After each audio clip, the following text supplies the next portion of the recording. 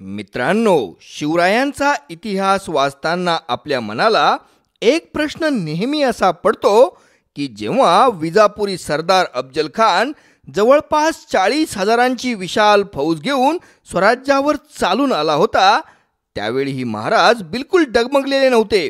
त्यांनी अफजल खानाचा कोथळा बाहेर काढून त्याची फौज जावळीच्या खोऱ्यात आणून साप बुडवली होती. त्यानंतर जेव्हा औरंगजेब म्हणवला जाणारा औरंगजेबाचा मामूजान शाहिस्तेखान मिर्झा अबू तालिब थोडी थिडकी नव्हे तर तब्बल 1.25 लाखांची विशाल शक्तिशाली मोगली फौज घेऊन स्वराज्यावर चालून आला होता, तेव्हा महाराजांनी त्या शाहिस्तेखानाच्या 1.25 लाख फौजेलाही बिलकुल भीक घातली नव्हती. तब्बल 3 वर्षे पुण्यात तळ ठोकूनही शाहिस्तेखानाच्या हाती ठोस असं काहीही लागलं नव्हतं. जेव्हा महाराजांनी लाल महालात घुसून सर्जिकल स्ट्राईक करून त्याची बोटं छाटली होती, तेव्हा आपलं सगळं चंबू गबाळं आवरून शाहिस्तेखानानं दिल्लीकडं बोंबा ठोकत पळ काढला होता. मग जेव्हा मिर्झा राजा जयसिंग महाराजांवर चालून आले होते, तेव्हा केवळ 3च महिन्यात महाराजांनी त्याच्यासमोर शरणागती का पत्करली होती? पुरंदरचा तह केवळ 3-4 महिन्यांतच करून महाराजांनी शंभूराजेंच्या नावानं मुघलांची मनसबदारी म्हणजे नोकरी का स्वीकारली होती?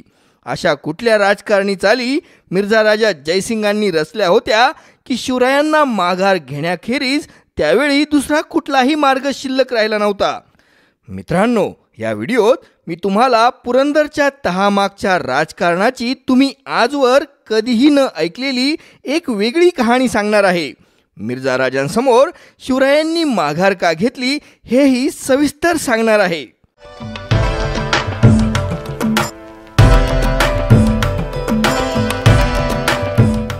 आपला लाडका मामूजान औरंगजेब शाहिस्तेखान याची 6 एप्रिल 1663च्या मध्यरात्री लाल महालावर महाराजांनी सर्जिकल स्ट्राईक करून स्वतःच बोटं छाटली होती. जीवावरचं बोटांवर निभावलेला बोट तुटका मामूजान शाहिस्तेखान मुघल सलतनीची बेअब्रू करायला आपलं काळं तोंड घेऊन दिल्लीत पळाला होता. तेव्हा औरंगजेबाची प्रतिष्ठा चांगलीच डागाळली होती. औरंगजेब भयंकर संतापलेला होता.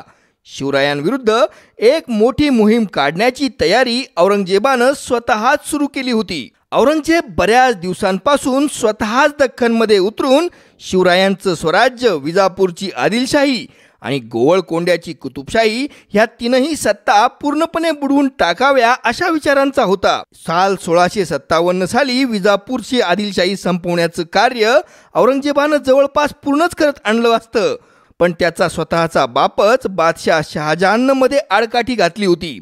आणि नंतर शहाजहान आजारी पडला, तेव्हा आपल्या सगळ्या भावांची कत्तल करण्याचं पवित्र कार्य आणि आपल्या म्हाताऱ्याला तुरुंगात टाकून सत्ता बाळगण्याच्या महान हेतूनं औरंगजेब दख्खनची मोहीम अर्धवट सोडून पुन्हा आग्र्याला पळाला होता. ह्यावेळी त्यानं 1-2 वर्षात दिल्लीच्या गादीची पूर्ण व्यवस्था लावून स्वतः मोठी फौज घेऊन दख्खनमध्ये उतरण्याचा निर्णयही घेऊन टाकला होता.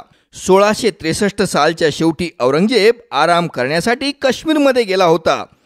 जानेवारीमध्ये काश्मीरमध्ये खूप थंडी पडल्यानं तो तिथून काश्मीरमधून पुन्हा दिल्लीकडे येत असतानाच कुणीतरी फाडकन कानफडात मारावी अशी एक बातमी औरंगजेबाच्या कानांवर आदळली. मुघलांची आर्थिक राजधानी असणाऱ्या, आंतरराष्ट्रीय व्यापारी केंद्र असणाऱ्या सुरत शहरांची शिवरायांनी धाड घालून जाळून पोळून बदसुरत केली होती. शिवाजी महाराज ह्या मराठ्याची दहशत संपूर्ण भारतातच नव्हे तर थेट इराणपर्यंतही पोहोचली होती. शिवरायांच्या सुरत छाप्याची बातमी युरोपातल्या वर्तमानपत्रांमध्ये सुद्धा छापून आली होती.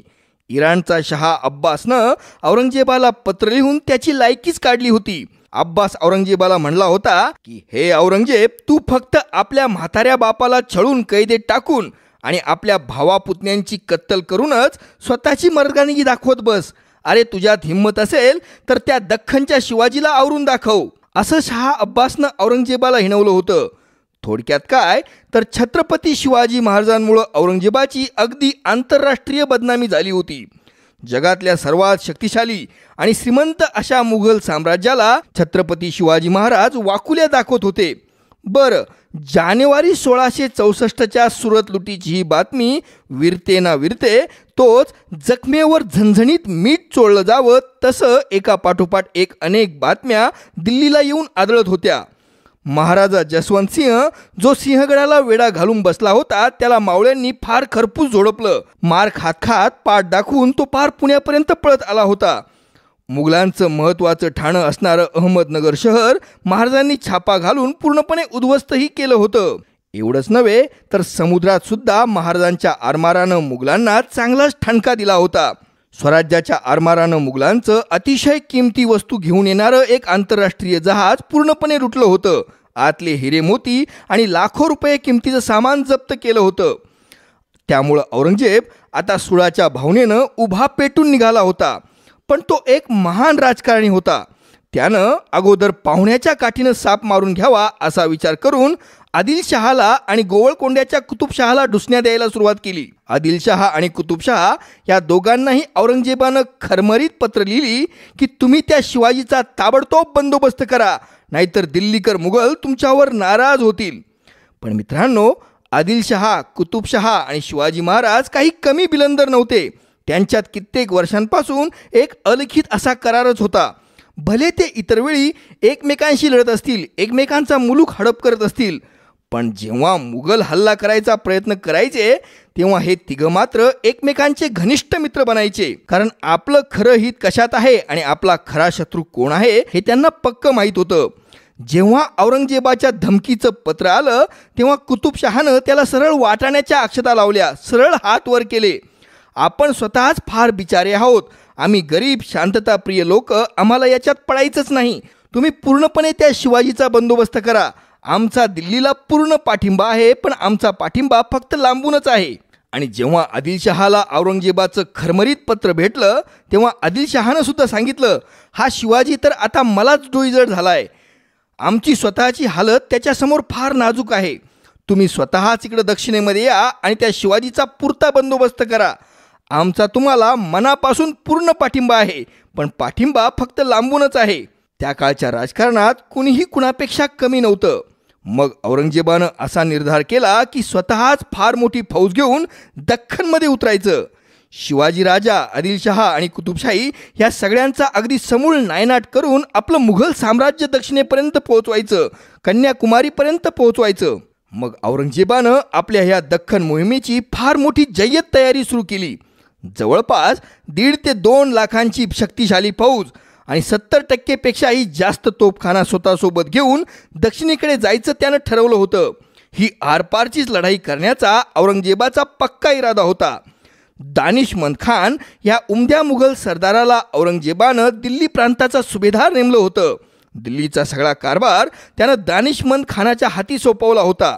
आणि मग भला मोठा गाजावाजा करून औरंगजेब दिल्लीवरून दक्षिणेकडे यायला निघाला. तो मथुरा शहरात पोहोचला सुद्धा. जवळपास 160 किलोमीटर अंतर औरंगजेबाचा लवाजमा दक्षिणेकडे पार करून आला होता. महाराजांना, आदिलशहाला आणि कुतुबशहाला ही खबर लागलीच होती. त्यांनी औरंगजेबाचा प्रतिकार करण्यासाठी जय्यत तयारीही सुरू केली होती. साधारणतः 1664 सालच्या मध्यात घडलेली ही घटना होती. पण तेवढ्यात आणखी एक भयंकर बातमी औरंगजेबाला तो मथुरा शहरात असतानाच कळाली. ती बातमी अशी होती की इराणचा बादशाह शाह अब्बास, जो औरंगजेबाचा कट्टर विरोधी होता, त्यानं औरंगजेबाविरुद्ध एक फार मोठी फौज गोळा करायला सुरुवात केली होती. शाह अब्बास हा कट्टर शिया मुस्लिम होता. जगातल्या सगळ्या शिया मुस्लिमांचा तो प्रमुख नेता होता. तर औरंगजेब एक कट्टर सुन्नी मुस्लिम होता. तुर्कस्तानच्या अति उजव्या कट्टरपंथी हनाफी विचारधारेचा तो एकनिष्ठ अनुयायी होता. त्यामुळं अब्बास आणि औरंगजेब ह्या दोघांमध्ये एक कट्टर असा धार्मिक वादही होता. आणि त्याच्यातच आणखीन एक कारण असं घडलं होतं की औरंगजेबाच्या मोठ्या मुलीनं, लाडक्या मुलीनं झिनत उन निसानं इराणचा शाह अब्बास दुसरा याचा ज्येष्ठ पुत्र राजकुमार सुलेमान ह्यानं मांडलेला लग्नाचा प्रस्ताव ठोकरलेला होता. वास्तविकतः हा शहजादा सुलेमान हा फार समंजस, दयाळू, उदार हृदयी माणूस होता. झिनत उन निसासमोर लग्नाचा प्रस्ताव मांडण्यासाठी तो दिल्लीला आला होता. तो दिल्लीला येऊन बागेत त्यानं त्याच्यासमोर आपले गुडघे टेकून झीनत उन निसाला अगदी नम्रतेनं माझ्याशी लग्न करशील का म्हणून विचारलं होतं. पण कवयित्री, संगीतज्ञ, गायिका, चित्रकार असणाऱ्या झीनत उन निसानं कलाकार नसलेल्या सुलेमानला म्हटलं होतं की मी केवळ कलेसाठी जगते, तुझा आणि कलेचा काही संबंध नाही. ज्याला कलेत रस नाही अशा माणसाशी लग्न करण्याऐवजी मी जन्मभर अविवाहित राहणं पसंत करीन. शहजादा सुलेमाननं अगदी मोठ्या मनानं आणि नम्रतेनं हा शहजादीचा नकार स्वीकारला होता. आदरानं माघार घेतली होती. पण त्याचा म्हातारा मात्र पिसाळला होता. आणि ह्या शहा अब्बासला जेव्हा कळालं की औरंगजेब आपली सगळी मोठी फौज घेऊन दिल्ली सोडून दक्षिणेकडे जातोय, तेव्हा त्यानं आता दिल्लीवर हल्ला करण्यासाठी आपली फौज जमवायला सुरुवात केली. दिल्लीवर चालून जाण्याचा त्याचा पक्का इरादा होता. जवळपास सोबत 5-6 लाखांची फौज घेण्याचं त्यानं ठरवलं होतं. जेव्हा शहा अब्बासच्या फौजेच्या जमवाजमवीची खबर लागली तेव्हा मात्र औरंगजेबाचं धाबत चांगलं दणाणलं आणि तो मथुरेहून परत दिल्लीकडे वळाला. आता दक्षिणेत या शिवाजीराजाला मोकळं सोडणंही बिलकुल शक्य नव्हतं. तेव्हा शिवाजीचा बंदोबस्त करण्यासाठी कुणाला पाठवावं असा औरंगजेबानं विचार केला. तेव्हा त्याच्या डोळ्यासमोर केवळ एकच नाव आलं. ते होतं आमेरच्या मिर्झा राजा जयसिंगांचं. 55 वर्षांचे मिर्झा राजा राजकारणात फार निष्णात होते, पराक्रमी होते. काबूल बाल्कपर्यंत मुघल साम्राज्याचा विस्तार करण्यात त्यांनी फार मोठी भूमिका निभावली होती. अत्यंत करारी, निर्धारी, प्रचंड कार्यक्षम, महाबुद्धिमान अशा मिर्झा राजांना आजवर एकाही मोहिमेत अपयश असं आलंच नव्हतं. जर मिर्झा राजांनी मनात आणलं असतं तर औरंगजेबाचा तख्तापलट सहजपणे करून ते सहज दिल्लीच्या तख्तावर स्वतः बसू शकले असते. पण मुघल तख्ताबद्दलची निष्ठा मिर्झा राजा जयसिंगांच्या अगदी रक्ताच्या कणाकणातून वाहत होती. ज्यावेळी मुघल शहजाद्यांचा आपापसातला सत्ता संघर्ष चालू होता त्यावेळी मिर्झा राजे जयसिंग दारा शिकोहच्या बाजूनं होते. आणि अशा परिस्थितीत एकदा औरंगजेब जंगलात अगदी मोजक्या लोकांनीशी मिर्झा राजा जयसिंगांच्या तावडीत सापडला होता. त्यावेळी खुद्द औरंगजेबालाच असं वाटलं होतं की आता मेलो आता. पण कुठल्याही बुद्धिमान राजकारण्यानं तेच केलं असतं की पहिल्यांदा औरंगजेबाला संपवलं असतं. पण मुघलांबद्दलची नको इतकी निष्ठा एवढा एकच दुर्गुण असणाऱ्या मिर्झा राजांनी आपल्या कचाट्यात सापडलेल्या शहजाद्याची कत्तल करायची सोडून किंवा त्याला कैद करायचं सोडून अगदी नम्रतेनं साष्टांग दंडवत घातलं, औरंगजेबासमोर लोटांगण घातलं. आणि त्यानंतरच मित्रांनो सगळ्या भारताच्या नशिबी औरंगजेब नावाचं एक अवघड दुखणं लागलं. मग औरंगजेबानं या महत्वाकांक्षी मोहिमेसाठी आमेरचे कुशवाहा राजपूत, स्वतःचे मेहुणे, कारण औरंगजेबाची एक बहीण ही मिर्झा राजा जयसिंगांची एक पत्नी होती. प्रभू श्रीरामचंद्राच्या कुश या पुत्राचे वंशज असणाऱ्या मिर्झा राजा जयसिंगांची निवड या मोहिमेसाठी केली. मिर्झा राजा जयसिंगांच्या मदतीला तब्बल 80,000ची एकूण फौज देण्यात आली होती. विविध टप्प्यावर ही फौज मिर्झा राजांना येऊन मिळणार होती. या मोहिमेसाठी औरंगजेबानं लाखो रुपयांचा खजिना देऊ केला होता. पण ह्या मिर्झा राजांचं आपल्या बायकोच्या भावावर म्हणजे औरंगजेबावर इतकं काही प्रेम होतं की ह्या शिवाजी राजांचा बंदोबस्त करण्याच्या मोहिमेचा सगळा खर्च मिर्झा राजा जयसिंगांनी स्वतःच्या खाजगी संपत्तीतून करायचं ठरवलं होतं आणि तेही स्वखुशीनं ठरवलं होतं. या मोहिमेसाठी मिर्झा राजा जयसिंगांनी स्वतःच्या खाजगी 60 लाख रुपयांची तरतूद केली होती. मित्रांनो, एक सर्वसाधारणपणे असा गैरसमज आढळतो की पठाणी सरदार दिलेर खान याची नेमणूक मिर्झा राजा जयसिंगांवर पाळत ठेवण्यासाठी औरंगजेबानं केली होती आणि औरंगजेबाचा मिर्झा राजांवर बिलकुल विश्वास नव्हता. पण मित्रांनो, या शंकेत काहीही तथ्य नाही. दिलेर खानाची मिर्झा राजा जयसिंगांच्या शब्दाबाहेर जाण्याची ना अवकत होती ना तेवढी ताकद होती. दिलेर खान हा जरूर स्वभावानं रागीट, उर्मट आणि बेधडक होता, पण तरीही त्याला मिर्झा राजा जयसिंगांबद्दल खूप आदर होता. त्यानं कधीही मिर्झा राजे जयसिंगांचा अपमान केला किंवा त्यांच्यावर पाळत ठेवली असं आपल्याला कुठल्याही ऐतिहासिक दस्तावेजातून आढळून येत नाही. याउलट दिलेर खानाची पठाणी फौज असंतुष्ट होती. उत्तरेत राहून गडबड करू नये म्हणून त्याला मिर्झा राजांच्या देखरेखीखाली पाठवण्याची औरंगजेबानं तरतूद केली होती. म्हणजे मिर्झा राजा जयसिंगांवर दिलेर खान पाळत ठेवत नव्हता, तर दिलेर खानावर मिर्झा राजे जयसिंग पाळत ठेवत होते. यावेळी औरंगजेबानं मिर्झा राजांसोबत जाण्यासाठी दाऊद खान, राजा रायसिंह सिसोदिया, इहद शाम खान, कुबाद खान, सुजनसिंह बुंदेला, मुलगा किरतसिंह कछवाव, मुल्ला याया नायतय, राजा नरसिंह गौर, पुरणमल बुंदेला, जबरदस्त खान, बादिल बख्तियार, बरकंदाज खान, कुतुबुद्दीन खान, उदयराज मुन्शी, उग्रसेन कछवाह, जानीबेग, गाझीबेग, निकालाव मनुचे असे एकापेक्षा एक मातब्बर, सरदार, वकील आणि मुत्सद्दी लोक दिले होते. ह्या महान मोहिमेसाठी एका पवित्र दिवसाची निवड औरंगजेबानं केली होती आणि तो दिवस होता औरंगजेबाचा 47वा वाढदिवस. 7 जुलूस 19 रबिलाव लल्ला म्हणजे 30 सप्टेंबर 1664 रोजी शुक्रवारी दुपारच्या नमाजानंतर ही पवित्र वेळ निवडली गेली होती. यावेळी औरंगजेबानं स्वतःच्या गळ्यातला बहुमूल्य मोत्यांचा कंठा मिर्झा राजांच्या गळ्यात शुभशकून म्हणून सर्वांसमोर घातला होता. एवढंच नव्हे तर स्वतःचा वापरलेला कबा म्हणजे अंगरखा भेट दिला होता आणि स्वतःवरचं औरंगजेबाचं हे प्रेम पाहून मिर्झा राजे जयसिंग धन्य धन्य झाले होते. औरंगजेबानं आपल्या या कृतीतून सगळ्यांना सूचित केलं होतं की या मोहिमेचे सर्वेसर्वा म्हणजे मिर्झा राजा जयसिंग हेच आहेत. विशाल फौजेची वावटळ सोबत घेऊन मिर्झा राजा जयसिंग दक्षिणेत निघाले. 9 जानेवारी 1665 रोजी मिर्झा राजांनी हंडिया घाटातून नर्मदा नदी ओलांडली आणि 19 जानेवारी 1665ला ते बुऱ्हाणपूर शहरात पोहोचले.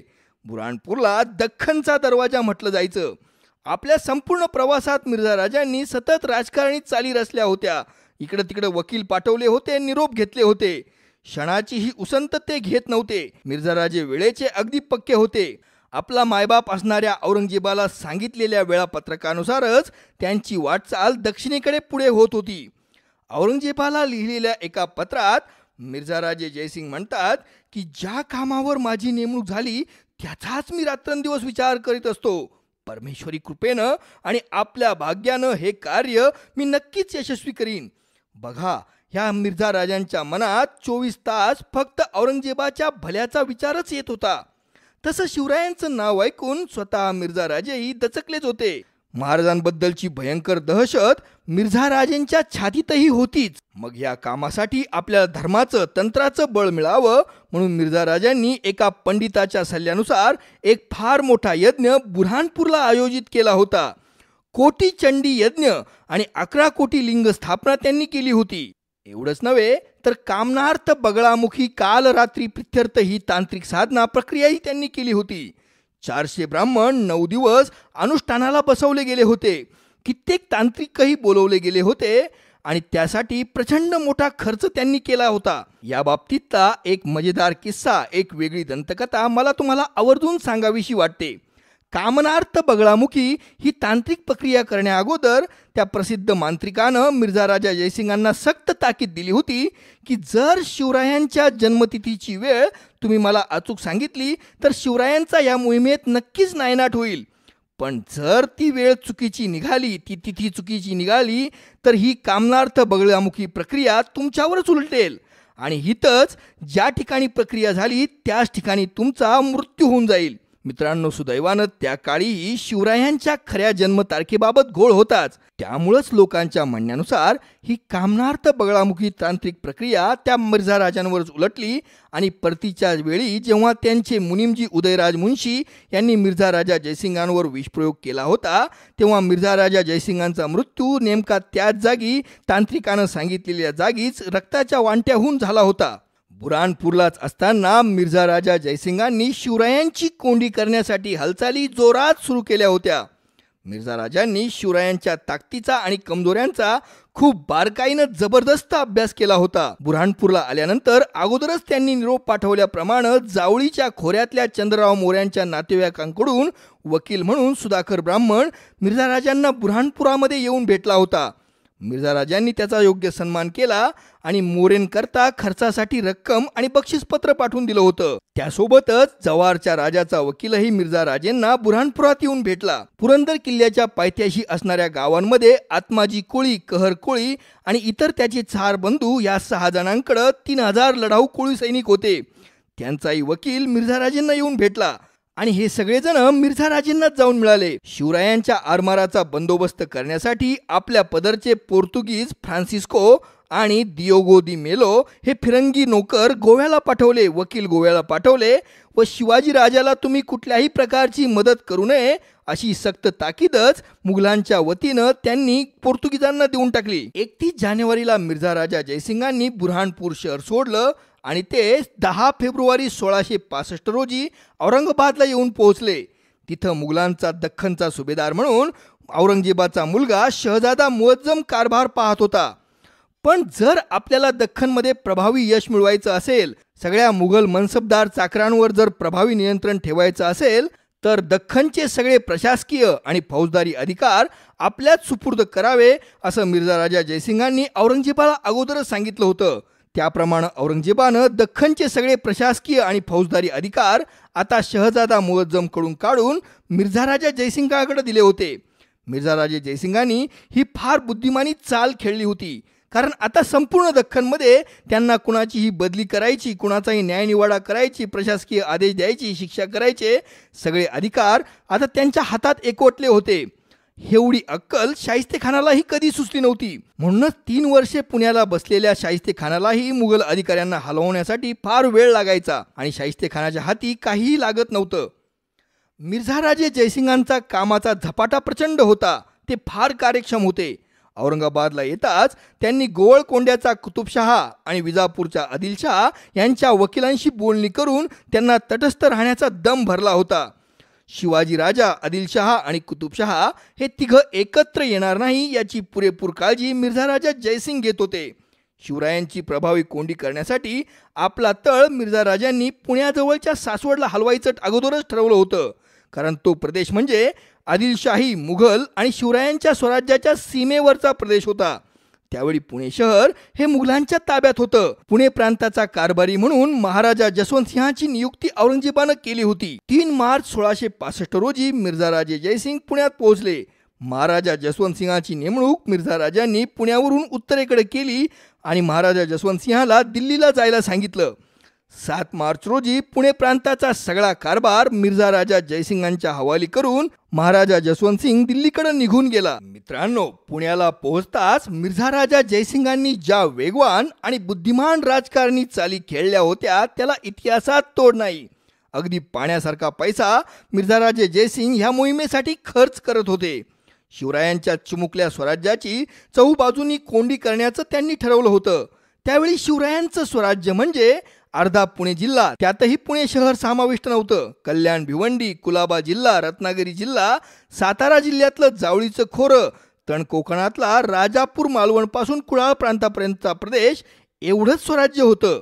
महाराजांच्या ताब्यातल्या कोकणात दुर्गम इलाक्यात जाण्याचा विचारही मिर्झा राजा जयसिंगांनी केला नाही. कारतलब खानाच्या फजितीचं उदाहरण त्यांच्या डोळ्यासमोर ताजं होतं. फक्त कोकण सीमेवरचे घाट रस्ते आणि पुण्याच्या आसपासच्या मुघल चौक्यांचा बंदोबस्त वाढवण्याचा निर्णय मिर्झा राजा जयसिंगांनी घेतला. तो एक फार शहाणपणाचा निर्णय होता. कुतुबुद्दीन खानाच्या 7,000 सैनिकांची त्यांनी खास ह्याच कामासाठी नेमणूक केली होती. महाराजांच्या स्वराज्यात फिरण्यावर बंधन घालण्यासाठी जागोजागी मुघलांचे ठाणे निर्माण करण्याचं त्यांनी ठरवलं. फक्त महत्त्वाचे रस्ते आणि रसद अडवण्याचं धोरण त्यांनी स्वीकारलं होतं. शिवरायांच्या डोंगरी किल्ल्यांशी टक्कर घेऊन काहीही साध्य होणार नाही, उलट डोक्याला टेंगळच येतील हे त्यांनी ओळखलं होतं. यावेळी शिवाजी महाराज आणि आदिलशहा हे एकमेकांच्या संपर्कात येऊन एकमेकांना मदत करण्यासाठी धडपडू लागले होते. आदिलशहा आणि शिवरायांचा संपर्क तोडण्यासाठी मिर्झा राजे जयसिंगांनी सासवडला स्वतः जायचं ठरवलं आणि 15 मार्च रोजी ते सासवडला जाऊन पोहोचले. त्यानंतर त्यांनी आपला तळ पुरंदर किल्ला आणि सासवड यांच्या मधोमध असणाऱ्या नारायणपेठ गावाजवळ देण्याचं ठरवलं होतं. यावेळी मिर्झा राजे जयसिंगांनी स्वराज्यातल्या विविध भागातल्या विविध सरदारांना फितूर करण्याचं धोरण अवलंबलं होतं. त्यासाठी मोठी आमिष, मागेल तितका पैसा ते उधळू लागले होते आणि बरेच जण त्यांच्या या आमिषांना बळीही पडू लागले होते. पुरंदर पठारावरच्या लोणी गावातले रामा व हनुमंत निंबाळकर हे 300 लोकांसह मिर्झा राजांना सामील झाले. जावळीच्या खोऱ्यातले बाजी चंद्रराव मोरे, अंबाजी गोविंदराव धनगर आणि माणकोजी धनगर हेही मिर्झा राजांना येऊन सामील झाले. अफजल खानाचा मुलगा आणि विजापुरी मातब्बर सरदार फाजल खान हाही आपल्या बापाच्या मृत्यूचा बदला घेण्याच्या हेतूनं आपल्या फौजेसकट मिर्झा राजांच्या गोटात येऊन सामील झाला. आणि ह्या सर्व वेळात महाराजांचे मावळे गप्प होते असं बिलकुल नाही. याउलट पुरंदर किल्ल्यावरून मुरारबाजींच्या नेतृत्वाखाली अनेक कडवे छापे मुघलांवर रात्री बेरात्री पडत होते. मुघलांचं भयंकर नुकसान करून, मुघलांची भयंकर कापाकापी करून मावळे परत रात्रीच्या अंधारात पळत पुरंदरवर जाऊन लपत होते. हजारो मुघल मावळ्यांनी चराचरा कापून काढले होते. त्यामुळं जर आपल्याला हा सासवड जवळचा तळ निर्धोक करायचा असेल तर पुरंदर किल्ला ताब्यात घ्यावाच लागेल हे मिर्झा राजा जयसिंगांना कळून चुकलं होतं. त्यामुळं इतर किल्ल्यांमध्ये आता आपली ताकद वाया न घालता दिलेर खानाला त्यांनी असा आदेश दिला की तू 20,000ची फौज घे आणि फक्त आणि कुठल्याही परिस्थितीत पुरंदर किल्ला ताब्यात घे. मित्रांनो, पुरंदर किल्ल्याच्या संपूर्ण लढाईवर मुरारचा थरार हा एक विस्तृत व्हिडिओ या अगोदर मी बनवला आहे. तो या चॅनलवर अपलोडही केला आहे. त्याच व्हिडिओची लिंक मी या डिस्क्रिप्शन बॉक्समध्ये दिली आहे. महान वीर मुरारबाजी देशपांडेंच्या महान पराक्रमाची आणि बलिदानाची गाथा मी इथं अत्यंत संक्षिप्तपणे सांगेन, पण आपण तो माझा विस्तृत व्हिडिओ जरूर पाहावा. त्या व्हिडिओत मी पुरंदरच्या लढाईच्या घटनेचं, प्रत्येक उपघटनेचं अगदी सविस्तर वर्णन केलंय. 31 मार्च 1665 रोजी नारायणपेठ गावाजवळ मिर्झाराजे जयसिंगांच्या फौजेचा विशाल तळ पडला आणि नेमकं ह्याच दिवशी पुरंदर किल्ल्यालाही दिलेर खानानं 20,000 लोक घेऊन शक्तिशाली वेढा घातला. इंद्रनील पर्वत म्हणजे पुरंदर आणि रुद्रमाळ उर्फ वज्रगड ह्या जुळ्या किल्ल्यांचा एक पर्वत. स्वतः इंद्र भगवान आपल्या हातात वज्र घेऊन तिथं उभा आहे अशी ह्या इंद्रनील पर्वताची कल्पना आहे. भैरवखिंड ही वज्रगड आणि पुरंदरला एकमेकांपासून विलग करते. वज्रगडावर ह्यावेळी 300 मावळे तर पुरंदरवर सुमारे 2,000 मावळे मुरारबाजी देशपांडेंच्या नेतृत्वाखाली तैनातीस होते. मुघलांच्या 3 तोफा अब्दुल्ला खान, महेली आणि फत्ते लष्कर ह्या फार भयंकर आणि लांब पल्ल्याच्या मारक क्षमतेच्या होत्या. याशिवाय मुघलांकडं इतर अनेक शेकडो छोट्या मोठ्या तोफा होत्या. वास्तविकतः या राक्षसी ताकदीच्या मुघलांच्या तोफा म्हणजे मुघल फौजेचा मुख्य कणाच होता. युरोपियन तोफतज्ञ डॉक्टर निकालाउ मनोची ह्या तोफखान्याचा प्रमुख होता. 300 मावळे असणारा वज्रगड केवळ 3 तासात पडेल असा मुघलांचा पक्का अंदाज होता. पण 3 महाकाय तोफा आणि शेकड्यानं असणाऱ्या छोट्या तोफांनी रात्रंदिवस मारा करूनही आतल्या 300 मावळ्यांनी तब्बल 12 दिवस फार प्रखर झुंज दिली. इतकी प्रखर झुंज पाहून खुद्द मिर्झा राजा जयसिंगांच्या तोंडाचंही पाणी पळालं होतं. पण शेवटी अफाट मुघल फौजांनी 3 तोफा वर कड्यावर चढवून वज्रगडावर भयंकर मारा केला आणि त्या माऱ्यामध्ये कमजोर असणारा वज्रगड पडला.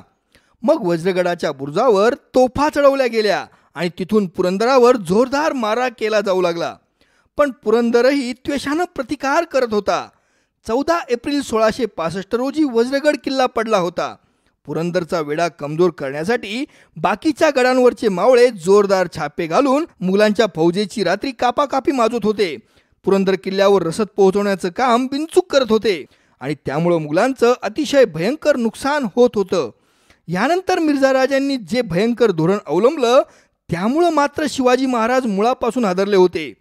मिर्झा राजा जयसिंगांनी स्वराज्याची गावं बेचिराग करण्याचा आणि सर्वत्र कत्ले आम करण्याचा आपल्या फौजेला आदेश दिला होता. रोहिडा ते राजगड या भागातली 50 खेडी मुघल फौजांनी पहिल्याच आठवड्यात म्हणजे 21 एप्रिल ते 28 एप्रिल 1665 या आठवड्यात जाळून काढली. ही 50 गावं अगदी होत्याची नव्हती केली. या गावातल्या हजारो निष्पाप माणसांना चराचरा कापून काढलं गेलं. स्त्रियांना उचलून नेण्यात आलं, मुलांना गुलाम म्हणून पकडण्यात आलं, जनावरांना ओढून नेण्यात आलं, घरांना आगी लावल्या गेल्या, पिकांना आगी लावल्या गेल्या. पार होत्याचं नव्हतं झालं. आणि त्यानंतर मात्र स्वराज्याच्या निष्पाप माणसांनाच आपलं लक्ष करण्याचं धोरण मिर्झा राजा जयसिंगांनी ठरवलं. माणसांच्या मुडद्यांचे खचच्या खच रोजच पडू लागले. निष्पाप माता भगिनींच्या करुण किंकाळ्या आसमांतात गुंजू लागल्या. गायगुरांचे हंबरडे गरजू लागले. सर्वत्र धूर आग पसरू लागली. आणि हे जर असंच चालू राहिलं तर स्वराज्यात कुणीही माणूस किंवा जनावर सुद्धा शिल्लक राहणार नाही. ज्यांच्यासाठी स्वराज्य उभारायचं तेच जर शिल्लक राहणार नसतील तर हे स्वराज्य उभारायचं तरी कशासाठी? जसा जसा एक दिवस वाढत होता तसतसे निष्पाप जनतेचे मुर्दे वाढत होते. निष्पाप स्त्रियांवरचे अत्याचार वाढत होते. लहान मुलांनाही त्यातून सुटका नव्हती. हजारो लोकांना आतापर्यंत गुलाम बनवण्यात आलं होतं आणि महाराजांच्या काळजाची, महाराजांच्या जीवाची तगमग वाढत चालली होती. राजपूत राणा मिर्झा राजा जयसिंगानं हा एक रडीचा डाव खेळला होता. हे राजपुतांच्या नावाला काळीमा फासणारं होतं. प्रभू श्रीरामचंद्रांच्या वारसानं त्यांच्या नावाला कळंक लावला होता. आणि मित्रांनो, आश्चर्याची गोष्ट म्हणजे यावेळी आदिलशहा महाराजांना मदत करण्यासाठी फार धडपडत होता. पण मिर्झा राजा जयसिंगांनी आदिलशहाची भक्कम नाकेबंदी केल्यानं आदिलशहाचा नाईलाज होता. नाईलाजानं आदिलशहा शांत बसला होता. आणि ह्यावेळी महाराजांनी मिर्झा राजांना नाना प्रकारे समजवायचा प्रयत्न केला होता. अनेक आमिष दाखवली होती. महाराजांनी मिर्झा राजा जयसिंगांना असंही सांगून पाहिलं होतं की माझा प्रदेश डोंगराळ आहे, त्यापेक्षा आपण दोघं असं करू की आपण दोघं एकत्र येऊ आणि सपाट प्रदेशात असणाऱ्या थेट विजापूरवरच हल्ला करू. मी मुघलांसाठी विजापूर शहरच जिंकून देतो. पण मिर्झा राजा जयसिंग शिवाजी महाराजांचं काहीही ऐकायला तयारच नव्हते. महाराजांचे वकील रघुनाथ पंत कोरडे निराश होऊन कित्येक वेळा परत येत होते. शिवरायांची मुघलांसमोर सपशेल शरणागती, सगळे किल्ले, सगळे गड, सगळा मुलूक विना अट, विना तक्रार, विना शर्त मुघलांच्या हवाली करणे, या पलीकडं मिर्झा राजे यावेळी शिवरायांचं काहीही ऐकायला तयारच नव्हते. पुरंदर फार त्वेषानं मुघलांशी झुंजत होता. रोज शेकडो मुघल कापले जात होते आणि त्यामुळं चवताळलेली मुघल फौज त्याचा राग निष्पाप जनतेवर काढत होती. रोजच्या रोज हजारो निष्पाप रयत गाजर मुळ्यासारखी चिरून काढली जात होती. स्त्रियांवर भयंकर अत्याचार होत होते. महाराजांसाठी दिवसेंदिवस परिस्थिती बिकटच होत चाललेली होती. चारही बाजूनं त्यांच्या चिमुकल्या स्वराज्याची कोंडी होत होती. निकालाव मनुचीला मिर्झा राजा जयसिंगांनी रामनगर चौथिया ह्या भागात पाठवलं होतं. तिथल्या कोळी राजांना आमिष देऊन आपल्या बाजूला वळवून सुद्धा घेतलं होतं. गोवेकर पोर्तुगीज, वेंगुर्लेकर डच, जंजिरेकर सिद्धी हे आता मुघलांच्या गोटात सामील झाले होते. त्यांनीही मुघलांच्या मदतीनं महाराजांच्या स्वराज्याची कोंडी सुरू केली होती. महाराजांभोवती चारही बाजूनं संकटं वाढत चालली होती. ही संकटं काही कमी होती की म्हणून कर्नाटकातले बेसनूर आणि बसवपट्टणचे नायक राजेही आता मुघलांच्या बाजूनं झाले होते. त्यांनीही महाराजांना त्रास द्यायला सुरुवात केली होती.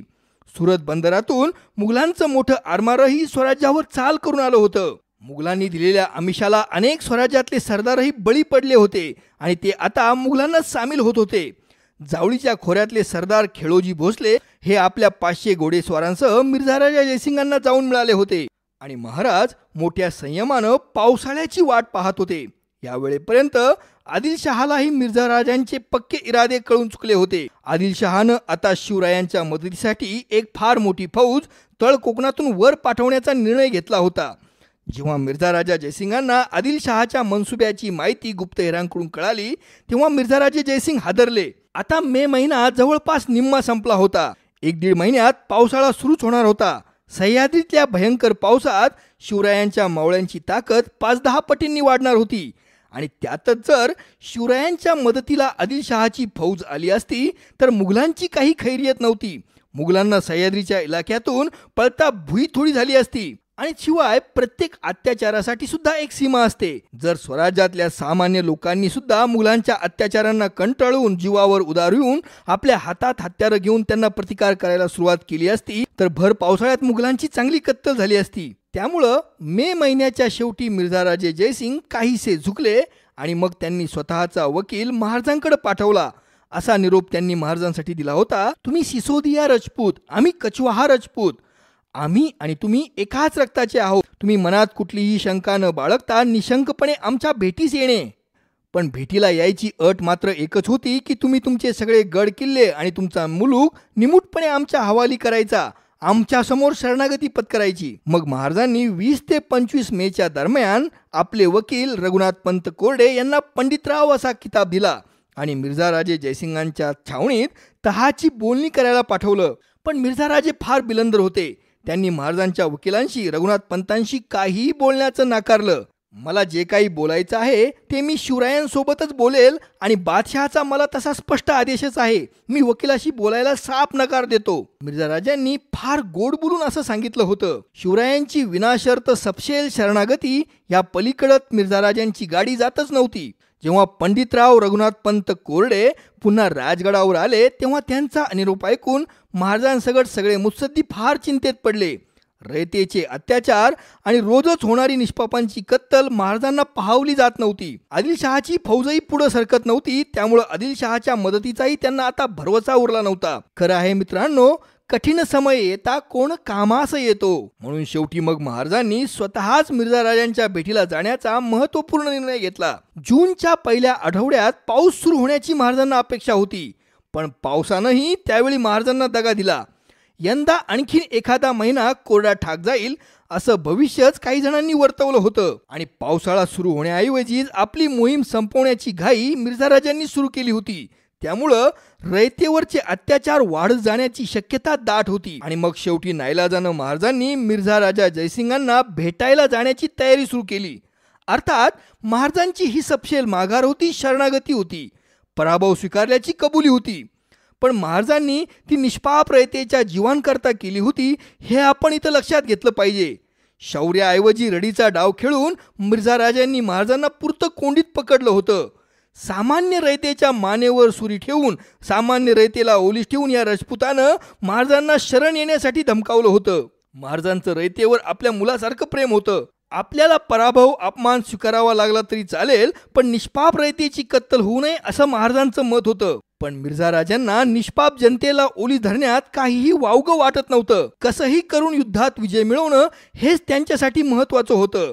ती मुघलांची नीती होती. रामरायाचा हा वंशज धर्मयुद्ध वगैरे असा काही प्रकार मानतच नव्हता. शेवटी एकमेकांच्या सुरक्षितेची हमी देऊन, शिवलिंगांच्या शपथेनं वचन देऊन भेट निश्चित करण्यात आली. शिवरायांनी यावेळी आपल्या सगळ्या गड किल्ल्यांना असा निरोप पाठवला होता की आम्ही मिर्झा राजांना भेटायला निशस्त्र जात आहोत.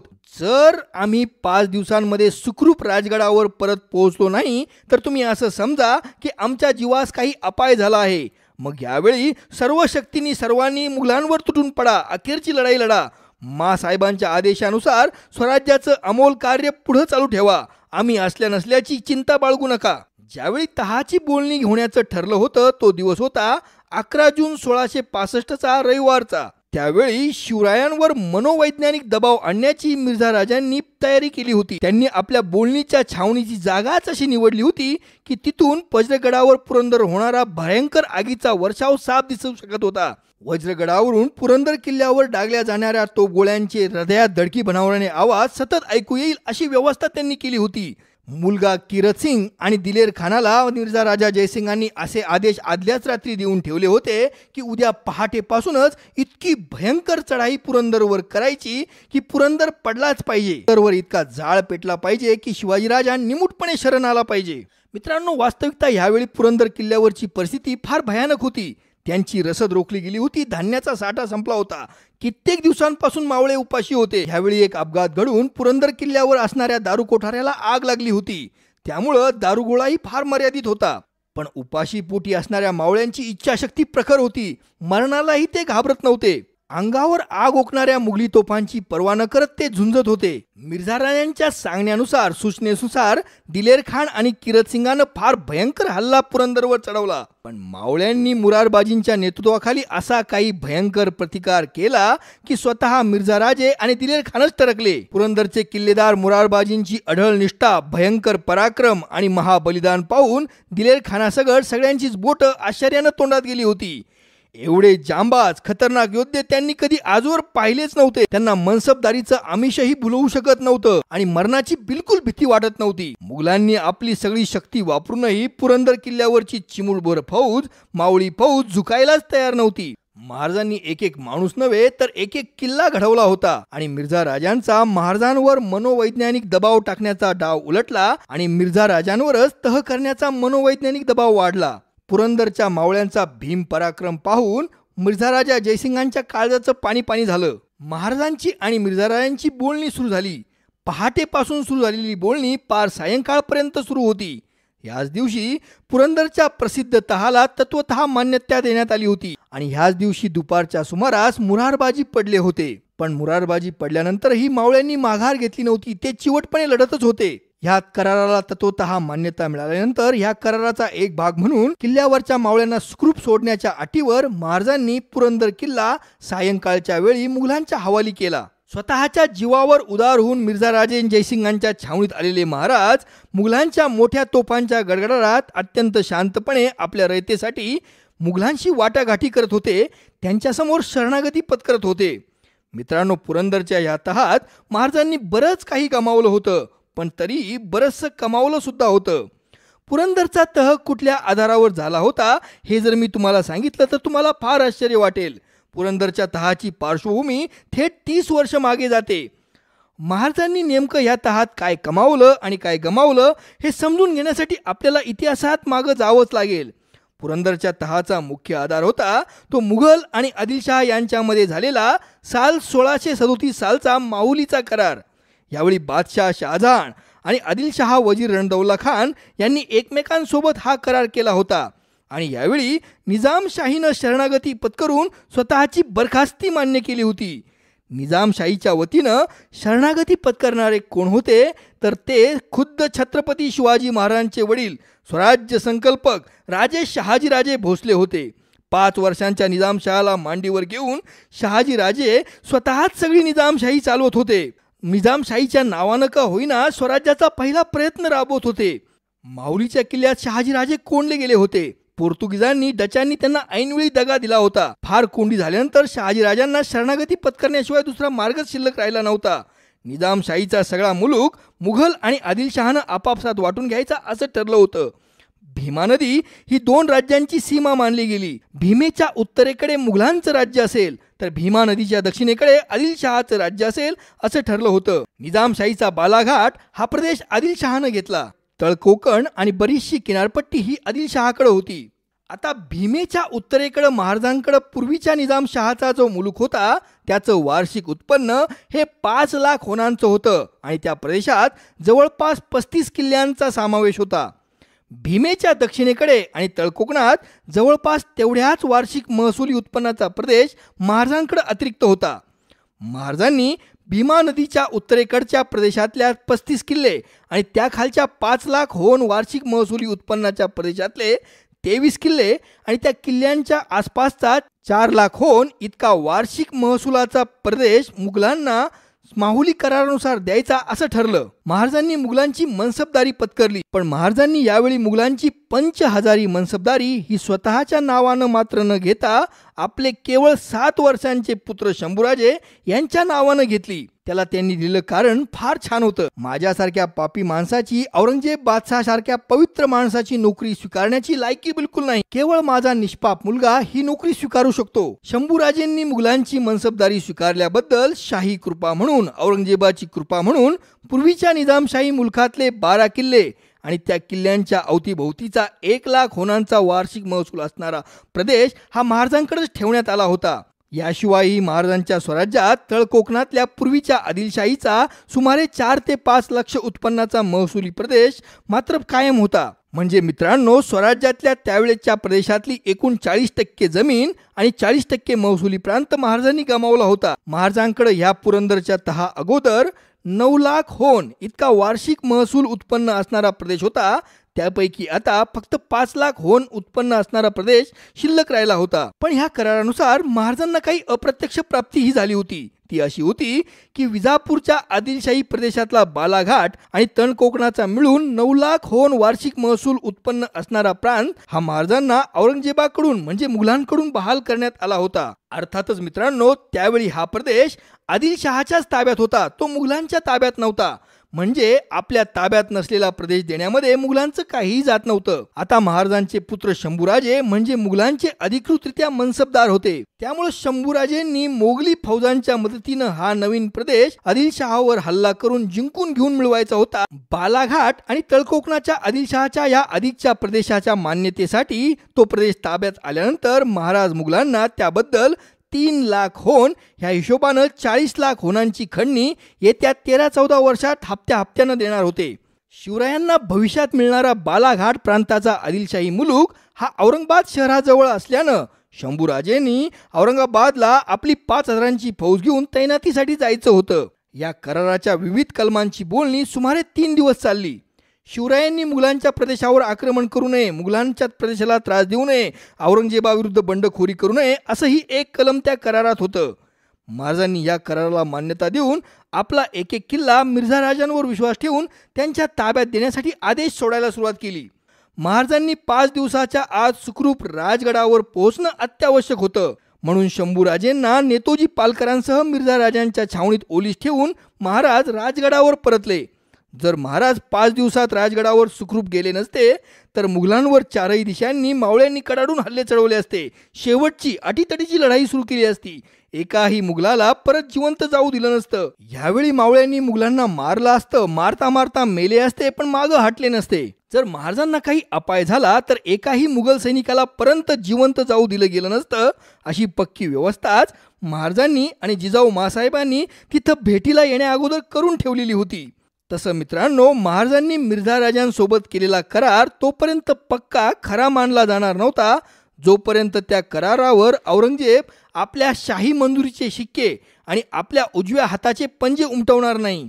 जोपर्यंत त्या कराराच्या नक्कल प्रतीची नोंद मुघल दप्तरात होत नाही तोपर्यंत त्या कराराला किंमत नव्हती. पण तरीही महाराजांनी मिर्झा राजांचा विश्वास संपादन करण्यासाठी त्यांच्यावर पूर्णपणे विश्वास ठेवला. आपल्या पुत्राला ओलीस ठेवून आपले एक एक किल्ले मिर्झा राजांच्या हवाली क्रमाक्रमानं करायला सुरुवात केली. शिवरायांनी यावेळी मुघलांच्या ताब्यात दिलेल्या 23 किल्ल्यांची नावं अशी आहेत: पुरंदर, रोईडा, तुंग, तिकोना, विसापूर, लोहगड, नळदुर्ग, रुद्रमाळ, अंकोला, मार्गगड उर्फ अत्रागड, माऊली, भंडारदुर्ग, तुळशीखोल, कोहोज, वसंतगड, मुरंजन, नंगगड, कर्नाळा, किरदुर्ग, सोनगड, मानगड, सिंहगड आणि खंडकडा. बऱ्याच इतिहासकारांच्या मते महाराजांनी प्रत्यक्ष मुघलांना 19 किंवा 20 किल्ले बहाल केले होते. महाराजांनी नावात गफलत करून आपले 3-4 किल्ले वाचवले होते. तसं महाराजांकडे राहिलेले पूर्वीच्या निजामशाहीचे 12 किल्ले असे होते: राजगड, तोरणा, रायगड, लिंगाडा, महानगड, पालीचा सरसगड, घोसाळ्याचा वीरगड, अशेरी, पालगड, भोरप उर्फ सुधागड, कुवारीगड आणि विजयदुर्ग. मित्रांनो, एका अर्थानं पुरंदरचा हा तह म्हणजे महाराजांचा मोठा पराभवच होता. कारण कोंढाणा, पुरंदर, लोहगड, तुंग, तिकोना असे अतिमहत्त्वाचे किल्ले जे महाराजांच्या हृदयाच्या अतिशय जवळचे किल्ले होते ते आता मुघलांच्या ताब्यात द्यावे लागले होते. शंभूराजेंच्या नावानं का होईना मुघलांची मनसबदारी नोकरी महाराजांना स्वीकारावी लागली होती. ज्यावेळी औरंगजेबाला ही बातमी दिल्लीत कळाली तेव्हा तो भयंकर खुश झाला. त्याला ही बातमी कळाली होती 23 जूनला आणि त्या दिवशी गुलाबी ईद होती. त्यानं दिल्लीत मिर्झा राजांच्या सन्मानार्थ जोरजोरात शहाजणे व शाही वाद्य वाजवायला सांगितली. मिर्झा राजांची बढती करून त्यांना 7,000 मनसब, मानाचा पोशाख, सुवर्ण नक्षीचं काम केलेली एक तलवार व एक सुंदर हत्ती नजराणा म्हणून दिला. दिलेर खानाची ही बढती करून त्याला 5,000 मनसब बहाल करण्यात आली होती. मित्रांनो, पुरंदरचा तह म्हणजे स्वराज्यासाठी एक फार मोठा धक्का आणि माघार जरी असली तरी त्या काळच्या परिस्थितीचा विचार करता रयतेच्या हितासाठी महाराजांसाठी ही एक अनिवार्य घटना होती. यानंतर शिवरायांना मुघलांपासून काही काळ शांती आणि संरक्षण मिळणार होतं. या तहात सुरतेच्या नुकत्याच झालेल्या लुटीबद्दल आणि त्या लुटीच्या भरपाईबद्दल कसलाही उल्लेख केला गेला नव्हता. याबाबतही आपल्याला शिवरायांची महान मुत्सद्देगिरी कळून येते. पुरंदरच्या तहानंतर मिर्झा राजांनी आपली महत्वाकांक्षी विजापूर विरुद्धची मोहीम काढली. शिवाजी राजांची साथ असल्यानं ते आता फार उत्साही होते. यावेळी विजापूरला साप बुडवायची तीव्र इच्छा मिर्झा राजांची आणि औरंगजेबाची होती. पण एकदा का मुघलांनी आदिलशाही बुडवली की ते नंतर आपल्यालाच गिळायला बघतील हे महाराज ओळखून होते. त्यामुळे या मोहिमेत शिवरायांनी मिर्झा राजांना मदत करण्याऐवजी मुद्दामून अडथळेच निर्माण केल्याचं आपल्याला पदोपदी जाणवतं. महाराजांचे सेनापती नेताजी पालकरच चक्क आपली बाजू बदलून आदिलशहाला जाऊन काय मिळतात.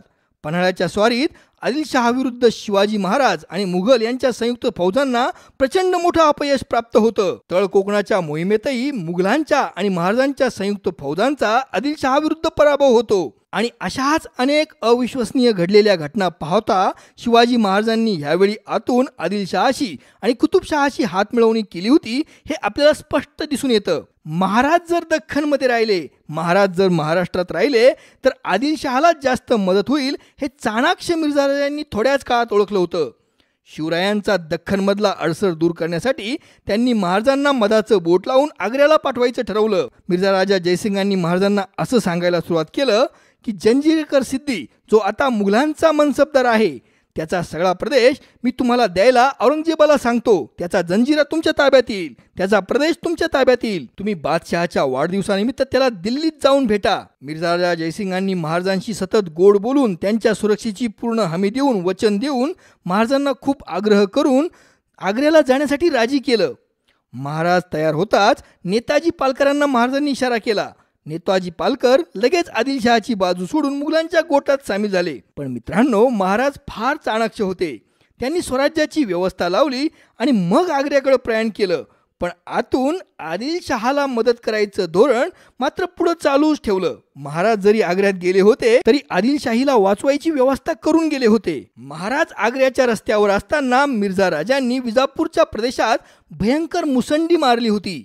यावेळी गोवळकोंड्याच्या कुतुबशहानं विजापूरच्या आदिलशहाच्या मदतीला थोडी थिडकी नव्हे तर तब्बल 52,000ची फौज वजीर नेकनाम खानाच्या नेतृत्वाखाली पाठवली होती. यामध्ये 12,000 घोडेस्वार होते आणि 40,000चं पायदळ होतं.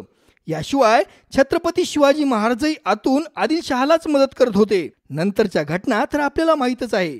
आग्र्याच्या दरबारात अपमान झाला म्हणून धर दरबारात औरंगजेबाविरुद्ध नाराजगी व्यक्त केली म्हणून शिवाजी महाराजांना अटक झाली आणि हा सह्याद्रीचा सिंह त्या अटकेतूनही शिताफीनं बाहेर पडला.